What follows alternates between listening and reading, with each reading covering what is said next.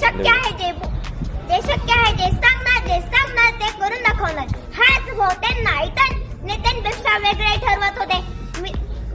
मित्रांनो, राजकारणात स्पष्ट वक्तेपणा हा गुण दुर्मिळ असतो, पण दादांनी तो जोपासला होता.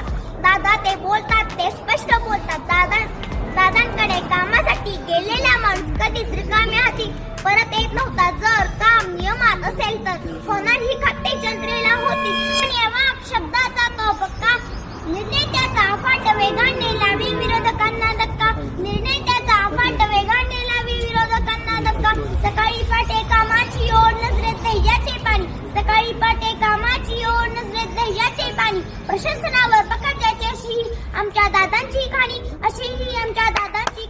माझ्या विषयाचे नाव आहे जनता राजा अजितदादा पवार. माझे नाव शिवश्री सागर कारंडे. माझ्या शाळेचे नाव जिल्हा परिषद प्राथमिक शाळा आठवटा.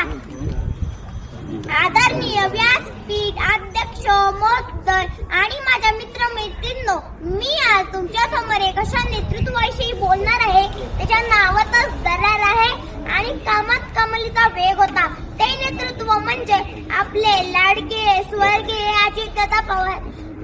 मित्रांनो, अजितदादांच्या बाबतीत एक वाक्य नेहमी बोलले जाते, शब्दाचा पक्का कामाचा तो माणूस. अजितदादांची ओळख होती.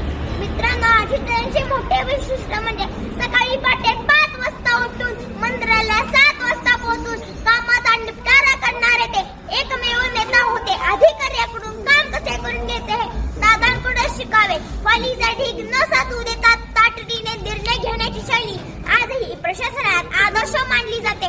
मित्रांनो, बारामतीचा गाळापाड असो किंवा राज्याचा अर्थमंत्री म्हणून मांडलेले अर्थसंकल्प दादांनी नेहमी सर्वसमावेशक विकासाला गती दिली होती. शेतकरी, कष्टकरी, युवकांच्या प्रश्नांवर त्यांची विशेष पकड होती. दादा जे शक्य आहे ते सांगणार ते करून दाखवणार. हाच भाऊ त्यांना इतर नेत्यांपेक्षा वेगळे ठरवत होते.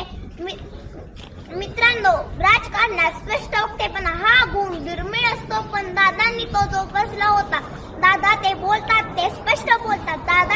दादांकडे कामासाठी गेलेला माणूस कधीच रिकाम्या हाती परत येत नव्हता. जर काम नियमात असेल तर होणार ही खात्री जंत्रेला होती. मित्रांनो, दादांनी आपल्या बारामतीत मेडिकल कॉलेज, बस स्टँड, विमानतळ, दुचून पंचायत समिती इमारती इत्यादी कितीतरी कामे केली आहेत. मित्रांनो, उदाहरण द्यायचे म्हणले तर गावामध्ये पर्यटन स्थळ म्हणून नायगाव इथे दगाई देवी येथे काम चालू होते.